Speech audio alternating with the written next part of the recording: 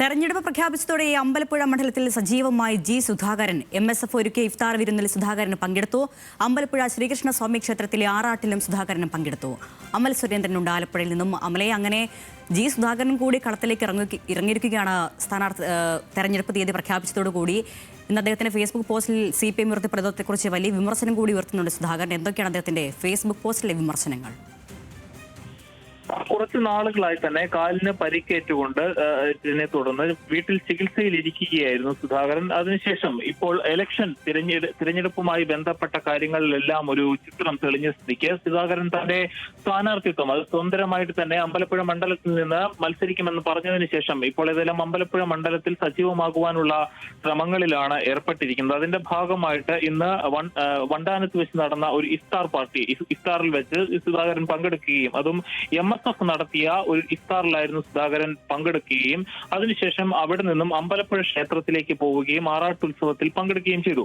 യഥാർത്ഥത്തിൽ അമ്പലപ്പുഴ മണ്ഡലത്തിൽ സുധാകരന്റെ ജനകീയത അത് കുറെ കൂടി അരക്കിട്ടുറപ്പിക്കുവാനുള്ള ശ്രമമാണ് സുധാകരന്റെ ഭാഗത്തു നിന്ന് ഉണ്ടായത്. പ്രത്യേകിച്ചും ഇലക്ഷൻ തീയതി പ്രഖ്യാപിച്ചതിന് തൊട്ട് പിന്നാലെ തന്നെ സലാം അടക്കമുള്ള നേതാക്കന്മാരുടെ CPM നേതാക്കന്മാരടക്കം വലിയ രീതിയിൽ സുധാകരന് എതിരായിട്ടുള്ള പ്രഖ്യാപനങ്ങളും അല്ലെങ്കിൽ വിമർശനങ്ങളും എല്ലാം ഉയർത്തിയ സാഹചര്യത്തിൽ ഇന്ന് ഫേസ്ബുക്ക് കുറിപ്പിലൂടെ സുധാകരൻ തന്റെ നിലപാട് വ്യക്തമാക്കിയിരുന്നു. തനിക്കെതിരെ ഇന്നലെ ഉയർത്തിയ ആരോപണങ്ങൾക്കെല്ലാം എണ്ണി സുധാകരന്റെ ഭാഗത്തുനിന്ന് മറുപടി ഉണ്ടായിരിക്കുന്നു.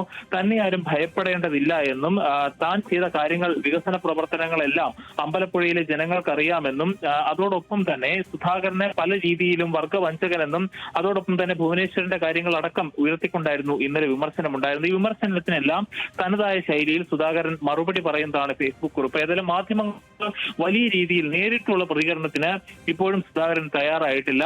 അമ്പലപ്പുഴ കേന്ദ്രീകരിച്ചുകൊണ്ട് സ്വന്തം സ്ഥാനാർത്ഥിയായി മത്സരിക്കുവാൻ തുടങ്ങുന്ന അല്ലെങ്കിൽ അതിനുവേണ്ടിയിട്ടുള്ള വാർത്താ സമ്മേളനത്തിൽ ആ പ്രഖ്യാപനം നടത്തിയതിന് തൊട്ട് മുൻപത്തെ ദിവസങ്ങളിലാണ് സുധാകരന്റെ ഭാഗത്തുനിന്ന് ഒരു മീഡിയ ഗ്രൂപ്പ് ആലപ്പുഴയിലെ മാധ്യമപ്രവർത്തകരെ ചേർത്തുകൊണ്ട് രൂപീകരിച്ചത്. ഈ ഒരു മീഡിയ ഗ്രൂപ്പിലും തന്റെ പൊതുപരിപാടികൾ അത് നടന്നതിന് ശേഷം മാത്രമാണ് സുധാകരൻ പോസ്റ്റുകൾ ഇടുന്നതും അതിന്റെ ചിത്രങ്ങൾ പങ്കുവെക്കുകയും ചെയ്യുന്നത്. അപ്പോൾ മാധ്യമങ്ങളിൽ നിന്ന് അകന്നു നിന്നുകൊണ്ട് സ്വതന്ത്രമായ ശൈലിയിൽ സാമൂഹ്യ മാധ്യമത്തെ ഉപയോഗിച്ചുകൊണ്ട് തന്റെ നിലപാടുകൾ വ്യക്തമാക്കുക എന്നതാണ് ഇപ്പോഴത്തെ സുധാകരന്റെ ശൈലി എന്ന് പറയുന്നത്. പ്രത്യേകിച്ചും കഴിഞ്ഞ ദിവസങ്ങളെല്ലാം മാധ്യമങ്ങളെ സുധാകരൻ ദുരുപയോഗം ചെയ്യുന്നു എന്ന രീതിയിലുള്ള വ്യാഖ്യാനങ്ങൾ CPIM ഹാൻഡിലുകളിലും അതോടൊപ്പം തന്നെ സലാം പോലുള്ള പ്രമുഖ നേതാക്കളും ഇത് ഉന്നയിക്കുകയുണ്ടായി. അതിനെ പ്രതിരോധിക്കുക കൂടിയാണ് സുധാകരന്റെ ഇപ്പോഴത്തെ ലക്ഷ്യം. ഏതായാലും തെരഞ്ഞെടുപ്പുമായി മുന്നോട്ട് പോകുവാൻ വേണ്ടി തന്നെയാണ് സുധാകരന്റെ ലക്ഷ്യം എന്ന് തന്നെയാണ് ഇപ്പോൾ നമുക്ക് മനസ്സിലാക്കാൻ സാധിക്കുന്നത്.